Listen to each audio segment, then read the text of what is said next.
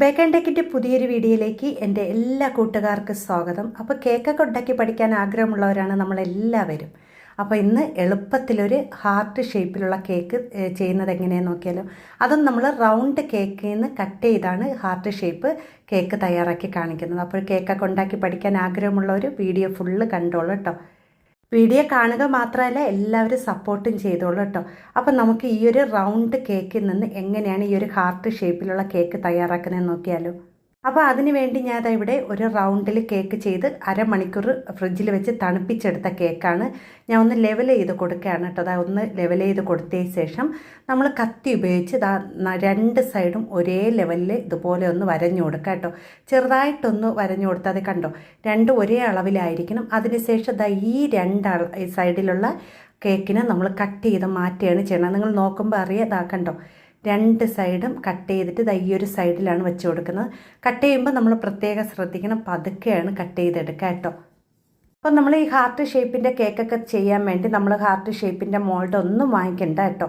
ഇതുപോലെ ചെയ്താൽ മതി. ഈ രണ്ട് സൈഡിലുള്ള കട്ട് ചെയ്തതും ഈ ഒരു നമ്മൾ കട്ട് ചെയ്യാത്ത ഭാഗത്തേക്ക് ഇതിനെ വെച്ച് കൊടുത്ത് ആദ്യം ക്രീം ഒന്ന് തേച്ചതിന് ശേഷം രണ്ട് സൈഡ് ഇതുപോലെ ഒന്ന് സെറ്റ് ചെയ്ത് കൊടുക്കണം കേട്ടോ. എന്നിട്ട് നമ്മൾ നല്ലതുപോലെ അമർത്തി നമ്മൾ ക്രീം തേച്ച് സാധാരണ ഇപ്പോൾ കണ്ടില്ല, നമ്മൾ ആ ഒരു ഹാർട്ട് ഷേപ്പിൻ്റെ മോഡലിൽ കിട്ടിയിട്ടുണ്ട്. പക്ഷേ ഈ ഒരു സൈഡിൽ നിന്ന് നമുക്ക് കുറച്ചും കൂടി വെട്ടി മാറ്റാറുണ്ട്. അപ്പം നമുക്ക് എന്നാൽ മാത്രമേ നല്ല ലെവലായിട്ട് കിട്ടുള്ളൂ കേട്ടോ. ഇതുപോലെ ഭാഗം ഇതുപോലെ ഒന്ന് കട്ട് ചെയ്ത് മാറ്റിയെടുക്കാം. അതിനുശേഷം അവിടെയും ക്രീം വെച്ച് ഇതുപോലെ ഒന്ന് ഫിനിഷ് ചെയ്തെടുക്കാം കേട്ടോ. ഇങ്ങനെ ചെയ്യുമ്പോൾ നമുക്ക് എളുപ്പത്തിൽ തന്നെ ഹാർട്ട് ഷേപ്പിൻ്റെ കേക്ക് നല്ല രീതിയിൽ ചെയ്തെടുക്കാൻ പറ്റും. പിന്നെ നമ്മളിതിൽ റോസ് ഫ്ലവറിൻ്റെ മോഡൽ കൊടുക്കുന്നതുകൊണ്ട് തന്നെ ഇതിലധികം നമ്മൾ ക്രീം ചെയ്യുന്നില്ല, പുറത്ത് മാത്രമേ കുറച്ച് ക്രീം ചെയ്യുന്നുള്ളൂ. പിന്നെ ബാക്കിയുള്ളത് നമ്മൾ ക്രീമിലേക്ക് റെഡ് കളർ ചേർത്തതിന് ശേഷം നമ്മളിവിടെ 14ാമത്തെ നമ്പറുള്ള ഒരു നോസിലാണ് എടുത്തിരിക്കുന്നത്. അതിലേക്ക് നമ്മൾ ക്രീം ഒന്ന് എടുത്തതിന് ശേഷമാണ് നമ്മളിതുപോലെ റോസ് ഫ്ലവർ ചെയ്ത് കൊടുക്കുന്നത് കേട്ടോ.